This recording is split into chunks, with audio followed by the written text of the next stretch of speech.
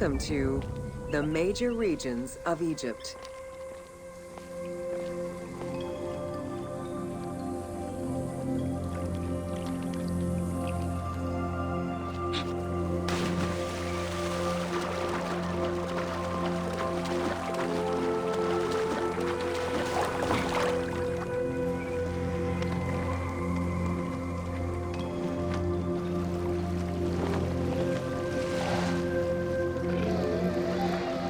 Life in ancient Egypt was concentrated along the shores of the Nile and divided into two regions.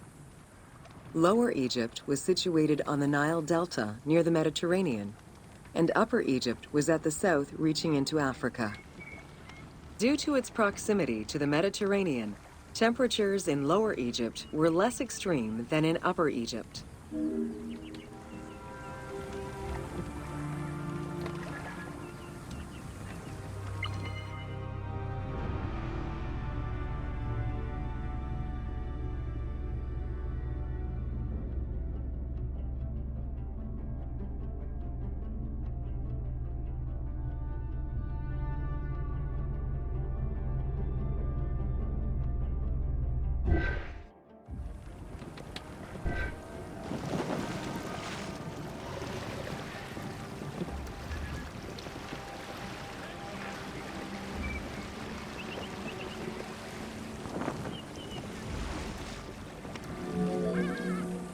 Until 3100 BCE and the unification of Egypt, each region had its own pharaoh and crown.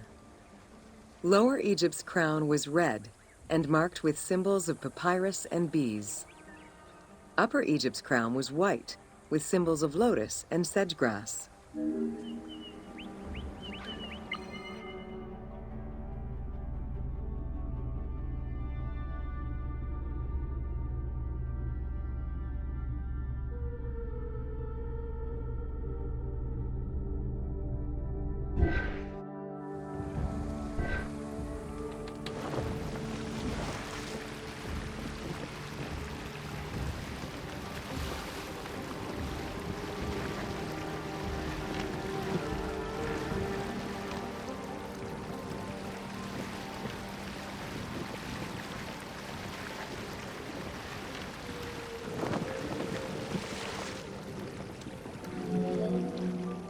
Both regions had competing major cities, most notably Memphis in Lower Egypt and Thebes in Upper Egypt.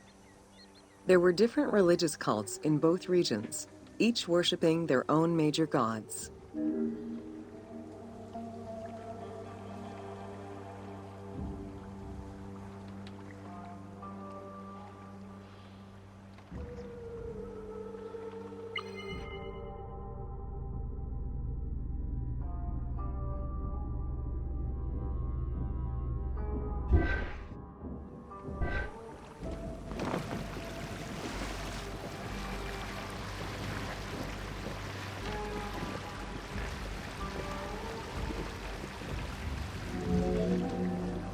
Many of the temples were designed in such a way as to represent the two regions, and ceremonies often incorporated Upper and Lower Egypt in their rituals.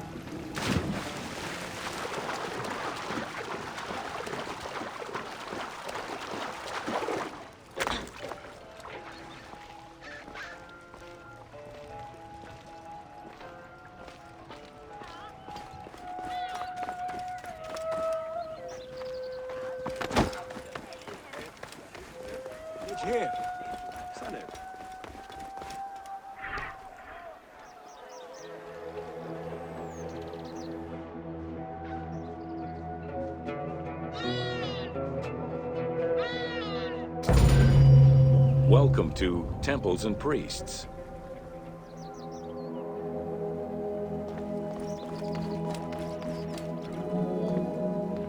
From its foundation, the city of Memphis favored worship of the god Ptah.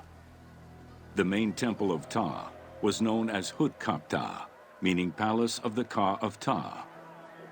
The name of the temple, translated into Greek as Aegyptos, would eventually evolve into the modern name Egypt.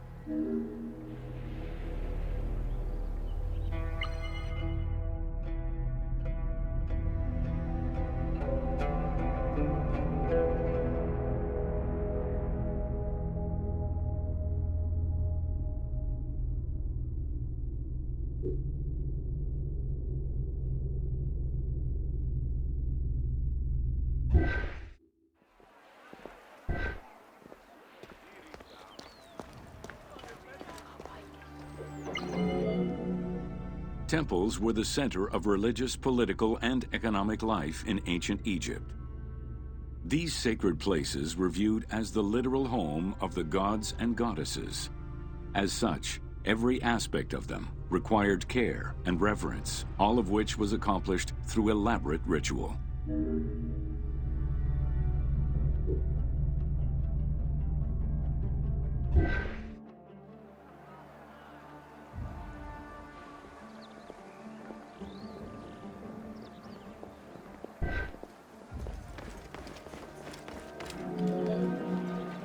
Located in the center of Memphis, the Temple of Ptah was the most prominent and imposing building in the city. The long walkway leading toward the temple, known as the Dromos, was guarded by rows of sphinxes. The entire sacred area was designed to keep the statue of the god protected, deep within the sacred enclosures that surrounded it.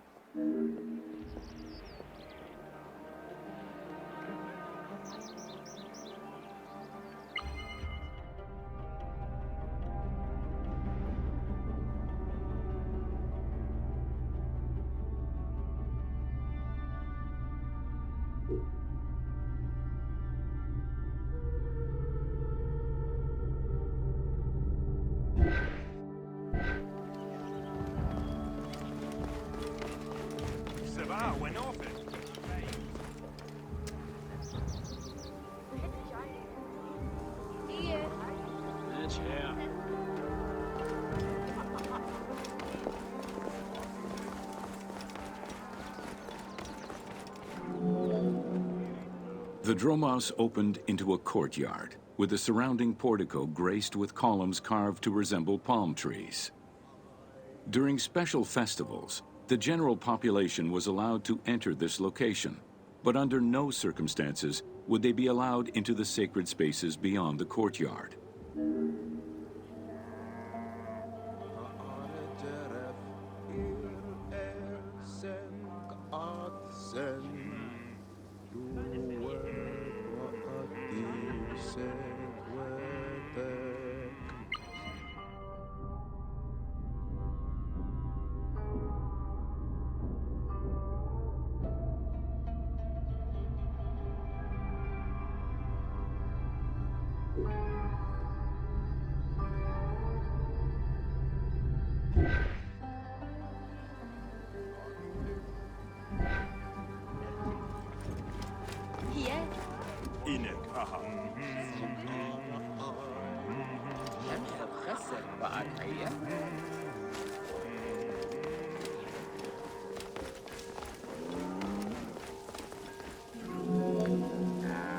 The Memphis Alabaster Sphinx was discovered in 1912, almost completely buried in water and sand.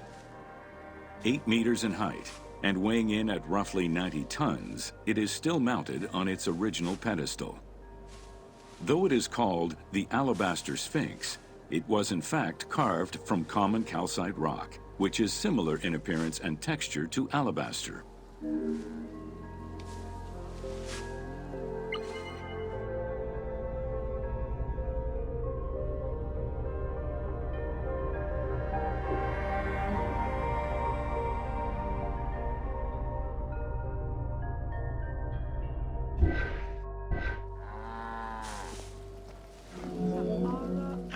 Erosion has destroyed the original engravings, making it difficult to determine when it was created. Egyptologists believe that its facial likeness resembles Amenhotep II, and so it could have been sculpted somewhere between 1700 and 1400 BCE. It is believed that this monument once stood outside of the Temple of Ptah and was integrated into subsequent extensions to the complex.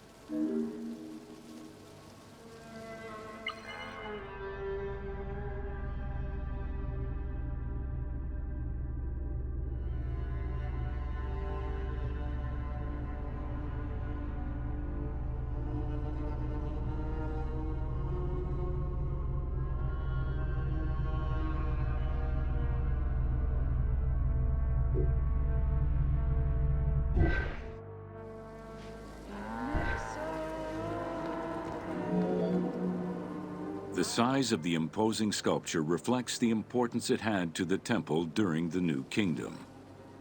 This Sphinx is one of the few remaining artifacts from the ruins of Memphis to survive.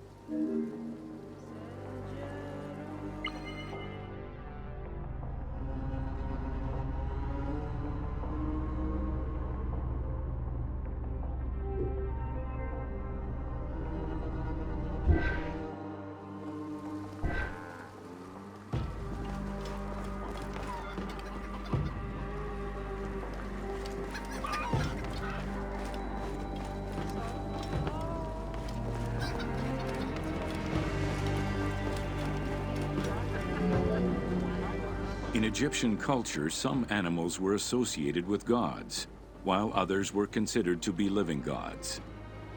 The Apis bull was believed to be a divine entity. The earliest mention of the Apis bull in ancient Egypt goes back as far as the first Egyptian dynasty.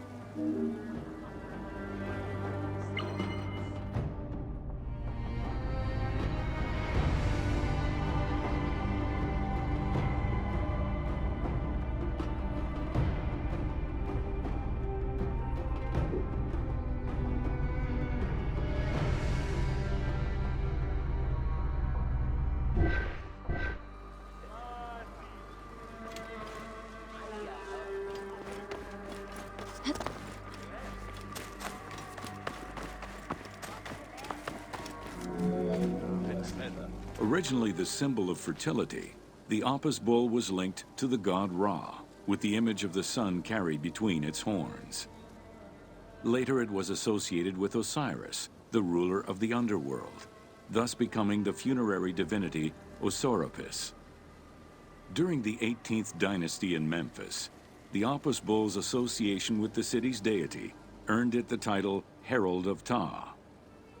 The Apis bull was so revered that even Alexander the Great, upon his arrival in Memphis, gave honor to Apis.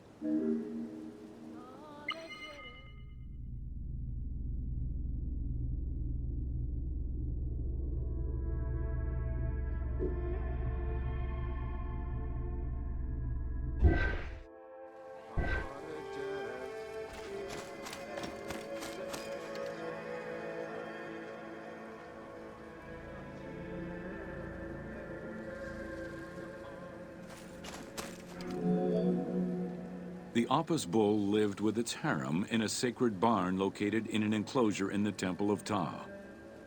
Each bull bore 29 signs representative of its divinity. Among them, the bull had an eagle-shaped mark on its back, a double tail hair, and a scarab-shaped mark under the tongue. The signs were intended to correspond with the lunar cycle. After its death, Egyptians would search for its reincarnated form among the livestock.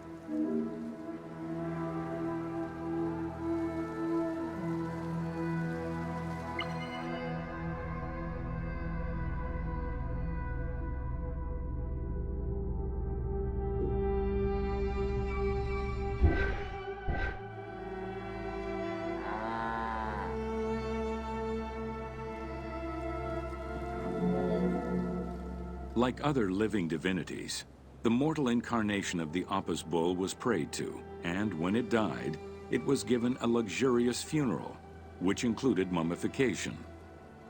Until the reign of Ramses II, the Apis bulls were buried in individual graves in Saqqara. During the 26th dynasty, the bodies of the bulls were buried in enormous stone vats in the underground corridors of the Serapeum of Memphis.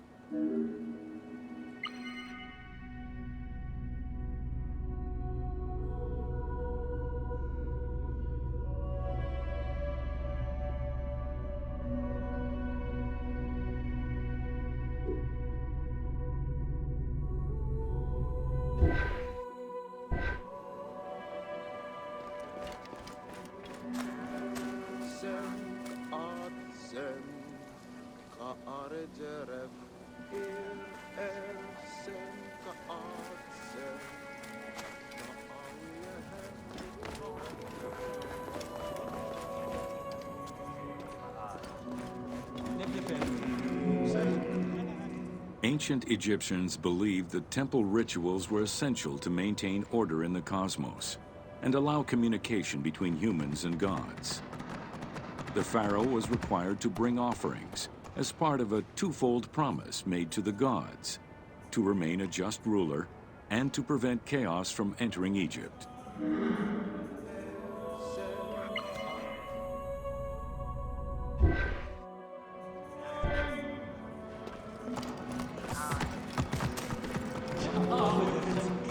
Details of the ceremonies found on temple walls provide a thorough overview of the stages of the daily ritual.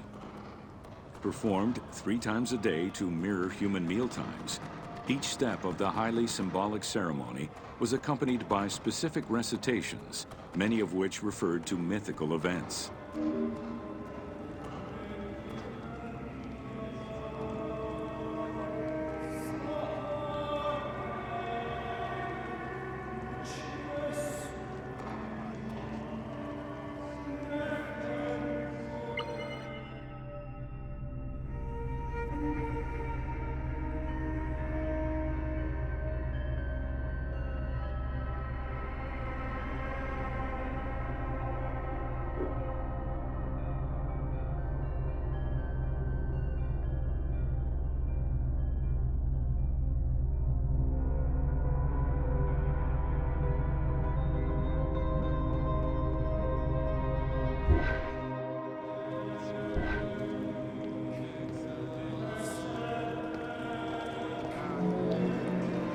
The high priest would first awaken the sleeping god with a chant. Then the seals of the shrine's doors were broken and the bolts drawn back. The act of swinging open the doors was a symbolic gesture where sight was granted to the deity. The priest would then bow and kiss the ground.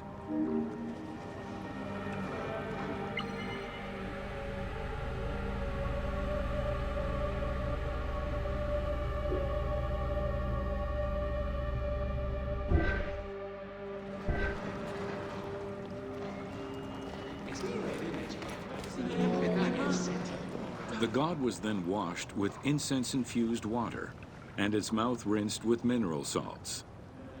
The cleansing was followed by adorning the statue with jewels and royal garments. The final ritual required the priest to sweep away any footprints in order to prevent evil from approaching the god.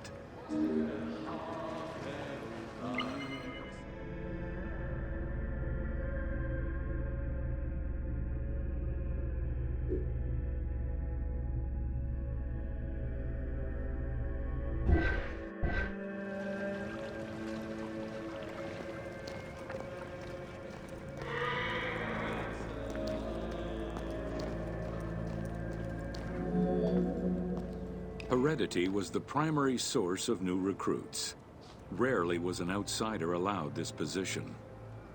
At the top of the temple hierarchy was the high priest. Each temple dedicated to a god had at least one high priest devoted to its care and service. During the Ptolemaic dynasty, one family held the position of high priest in Memphis for almost 300 years.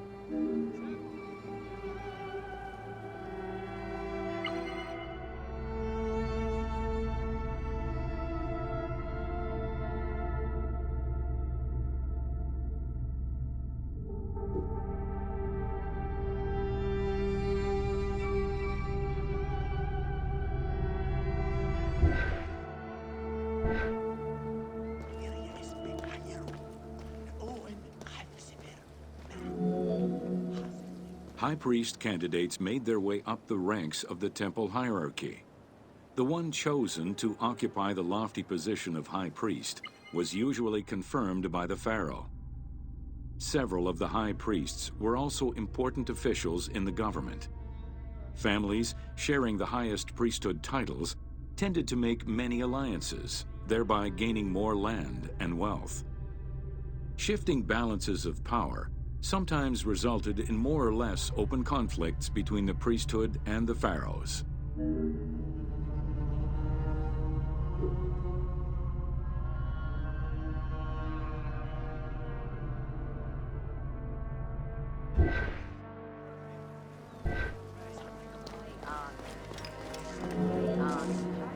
In the 21st dynasty, Thebes became the capital of an almost entirely theocratic government. The city was headed by king priests who spoke and governed in the name of the god Amun, in open opposition to the ruling pharaohs. These king priests caused a massive decentralization of power, known as the Third Intermediate Period.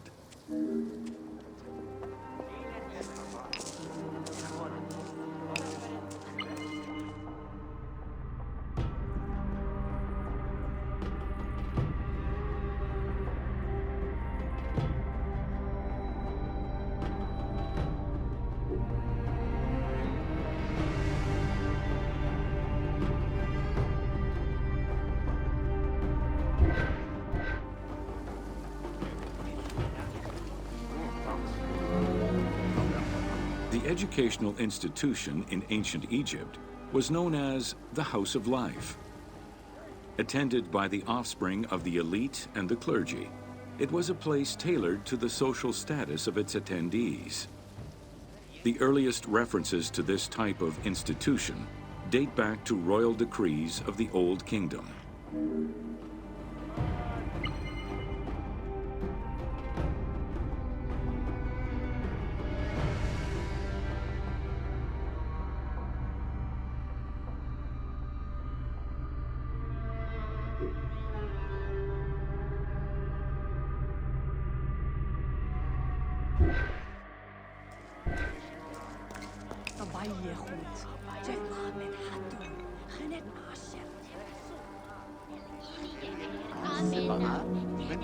Only two known centers have been uncovered, one in the abandoned city of Akhetaten and one at the temple of Ramses II on the west bank of Thebes. Inscriptions uncovered in those locations mention the names and titles of people who were connected with the House of Life, such as a chief physician and many scribes. It is presumed that by the late kingdom, every temple had a House of Life.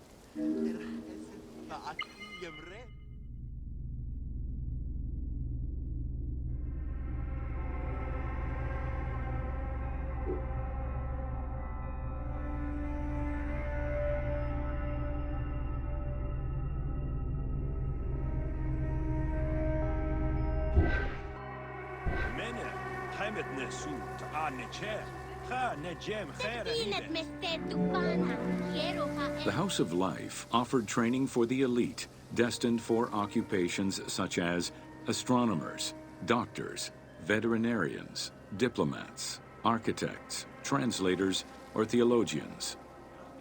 Some institutions focused on specific disciplines, making them a central hub for the country.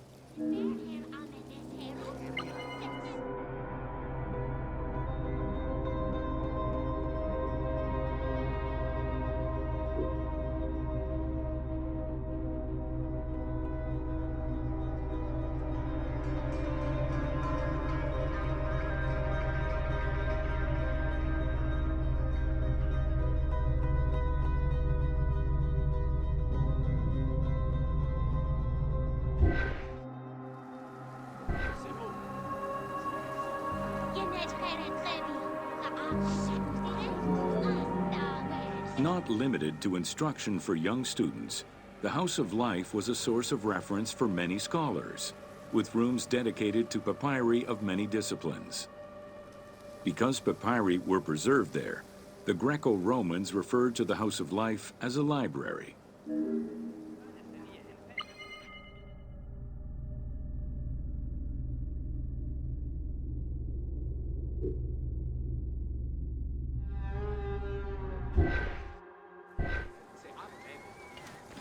بعد سي قوي خيارات ستيار ببل هم خيارات خلقوات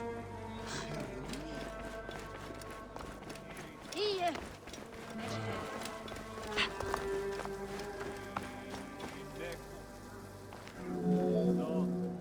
Ancient Egyptian economy was based on an unequal system of redistribution of goods. The state of Egypt collected the crops, and the temples distributed them throughout the provinces. Since the only people capable of counting and ensuring a fair redistribution were the educated scribes, this meant that the temples played a pivotal role in this process.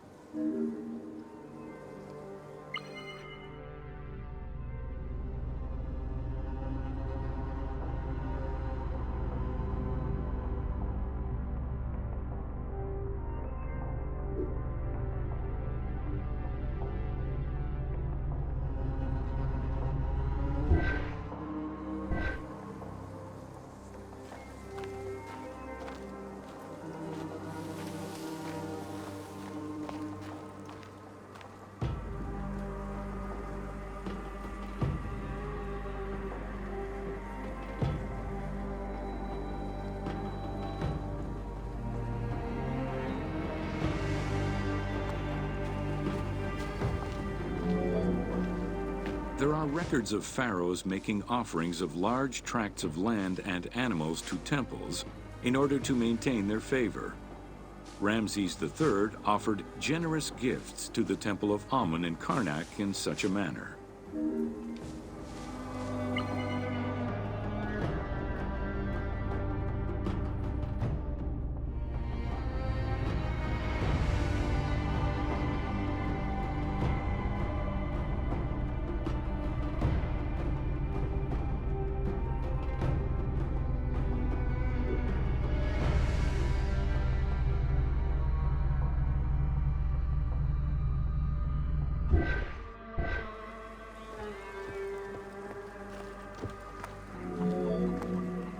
Palaces, warehouses, and granaries were built inside the temple compound to better control the redistribution of goods.